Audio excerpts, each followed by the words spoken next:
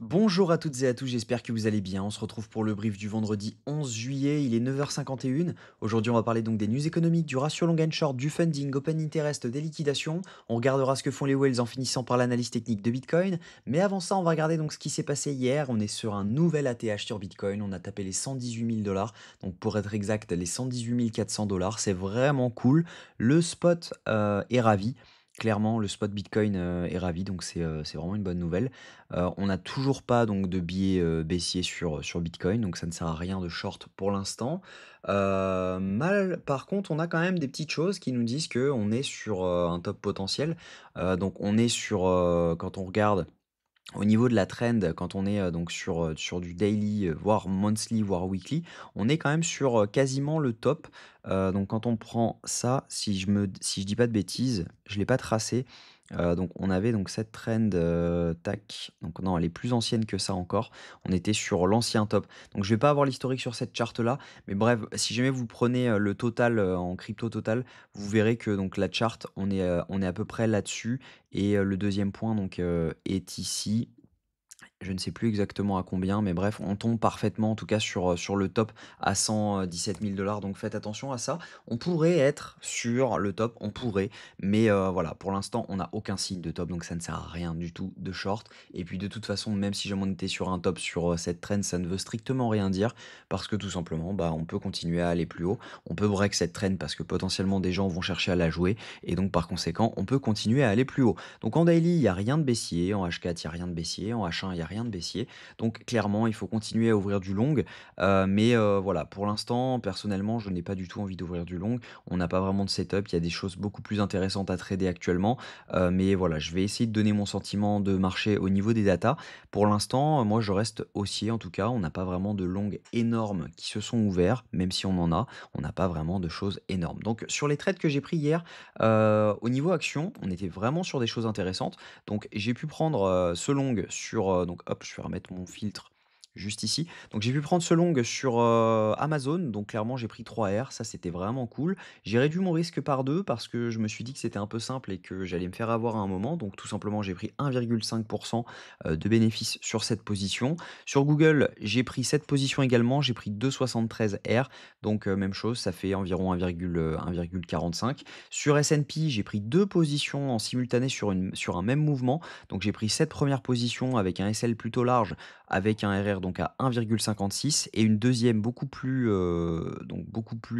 risquée, mais voilà, même setup, même chose. C'est simplement en plus low time frame, on était sur du M1 et 4,94 R. Donc ce qui nous fait 6 R là-dessus, donc 3 R sur, du 0,5 de risque. Et j'ai pris un stop loss sur, le Nasdaq, donc juste ici, donc moins 1 donc moins 0,5, ce qui nous fait un total au total, donc je vous donne ça tout de suite, je l'avais noté ce matin, un total de 11,23 R, donc on divise par 2, ça fait 5 R, 5,6 R de prix hier, donc vraiment intéressant, vraiment bonne strat. Je vais faire un live ce soir sur la school, donc pour expliquer cette stratégie, elle est vraiment très, très simple à mettre en place. Vraiment tout le monde peut le faire et ça, c'est vraiment une régalade, donc je pense que tout le monde va être satisfait dans la school et si jamais vous voulez nous rejoindre, le lien est en description de cette vidéo, ce sera un plaisir de vous y former. En tout cas sur Bitcoin, si on y revient, tout simplement, on va regarder les news économiques. Aujourd'hui, on n'a absolument rien, donc ne vous attendez pas à avoir du mouvement lié à une news économique, du moins. On peut encore avoir des news autres, tierces, mais en tout cas pour l'instant, pas de news économique. Au niveau crypto bubble, bon bah les alts, ils se régalent, hein. Clairement, on a eu régalade sur Bitcoin, donc régalade sur les alts, ça c'est vraiment cool. Sur niveau funding open interest, ce qu'on voit, c'est que bah, on a absolument rien qui se passe actuellement. On a simplement liquidé sur ce pump, on a liquidé des shorts parce qu'on voit tout simplement donc une baisse de l'open interest avec une rehausse des fundings, ce qui veut dire que ici ce sont des shorts qui se sont fermés. Donc on est venu liquider des shorts qui étaient rentrés donc en tentant de short ce top.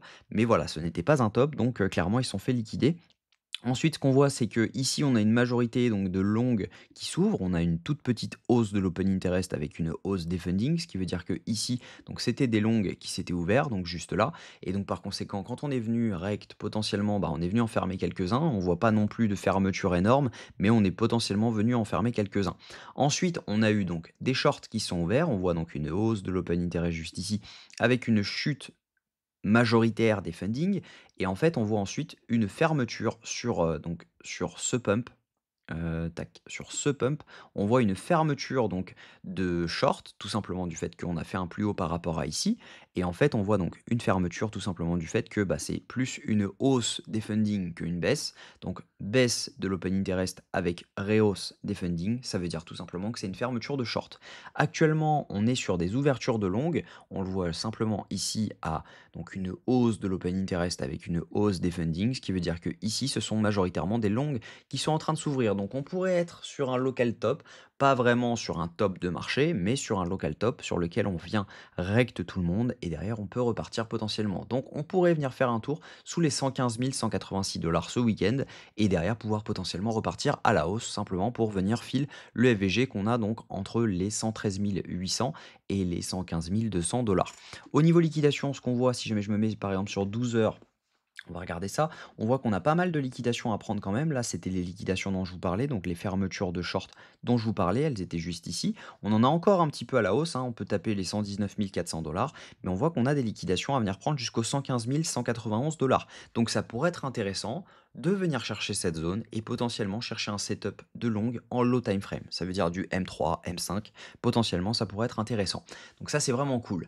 Au niveau de ce que font les Wells achètent activement, hein, clairement, elles ont acheté massivement ce mouvement-ci, les micro-Wells également, et les retails, je ne les ai pas. Les retails actuellement sont en train de vendre, donc ils ne croient pas à ce mouvement.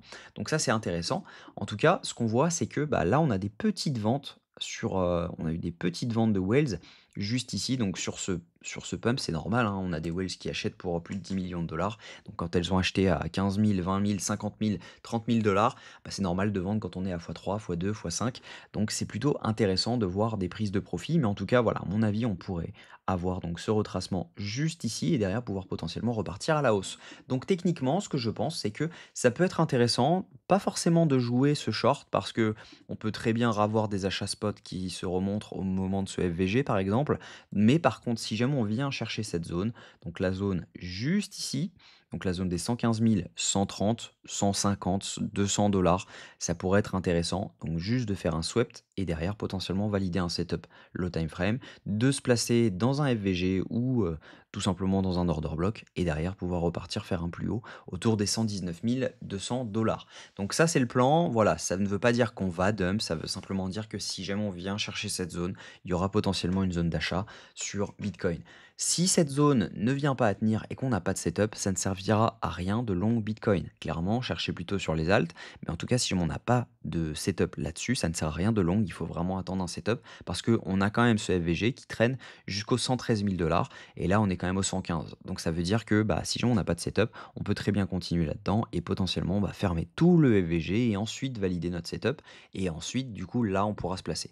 Donc, attendez bien un setup si jamais vous voulez vous placer, mais en tout cas, ça ne sert à rien de one shot directement poser un ordre dans cette zone parce que on peut très bien aller plus bas en sachant que si jamais vous vous mettez juste un ordre, ça veut dire que votre stop loss doit être au minimum ici, donc autour des 112 964 $. Donc le risk reward n'est pas du tout intéressant. Il vaut mieux attendre un setup parce que, admettons, vous rentrez en one shot ici, vous mettez votre stop loss ici, vous voulez target un plus haut ici, vous avez 1,68 de profit factor. Par contre, de risk reward, donc ça veut dire que si jamais vous venez attendre un setup là-dessus, vous attendez votre retracement dans la zone intéressante, vous rentrez donc un tout petit peu plus tard, tout simplement vous rentrez donc par exemple dans cette zone, mais votre stop loss il est ici pour la même target, donc ça veut dire que vous aviez 1,5 de risk reward avant et maintenant vous avez 5,67 pour le même trade, donc ça veut dire qu'il est plus intéressant d'attendre un setup.